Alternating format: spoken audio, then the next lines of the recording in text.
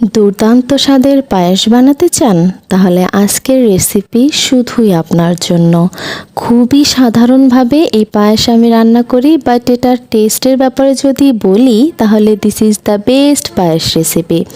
এর স্বাদ যে ঠিক কোন লেভেলের সেটা আপনি একবার যদি বাসায় বানান তাহলেই বুঝতে পারবেন। যারা নতুন রাঁধুনি তাদের জন্য এটা পারফেক্ট রেসিপি। এই পায়েস একবার আপনি যাকে খাওয়াবেন সে বারবার বায়না করবে আপনার হাতের পায়েস খাওয়ার জন্য। তাহলে চলেন শুরু করি মজাদার পায়েস রেসিপি। প্রথমেই আমি নিয়ে নিয়েছি গরুর দুধ 2.5 কেজি। চুলার জাল একদম লো আঁচে রাখতে হবে। দিয়ে দিব তেজপাতা, এলাচ, নেড়ে চেড়ে দিব। এখন দিয়ে দিব পোলাওয়ের চাল। আমি এখানে আধা কাপ পোলাওয়ের চাল নিয়েছি ভালোভাবে ধুয়ে। এখন ভালোভাবে মিশিয়ে নিব। দুধটা জাল হলে দিয়ে দিব পরিমাণ মতো চিনি। আপনাদের পছন্দ মতো মিষ্টি দিতে পারেন।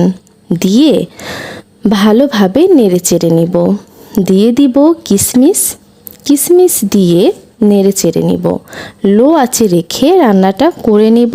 একটু লবণ দিয়ে দিলাম।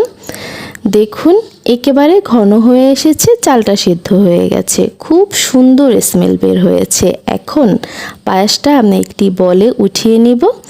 মাশাআল্লাহ, অনেক সুন্দর হয়েছে আর খেতে পুরো অসাধারণ হয়েছে। পুরো ফ্যান হয়ে যাবে যাকে একবার আপনি এই পায়েসটা খাওয়াবেন।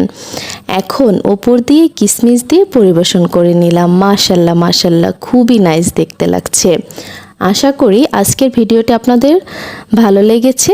যদি ভালো লেগে থাকে তাহলে প্লিজ আমার চ্যানেলটি সাবস্ক্রাইব করে দিবেন। আর এতক্ষণ কষ্ট করে যারা আমার ভিডিওটি দেখেছেন তাদের অসংখ্য ধন্যবাদ। আল্লাহ হাফেজ।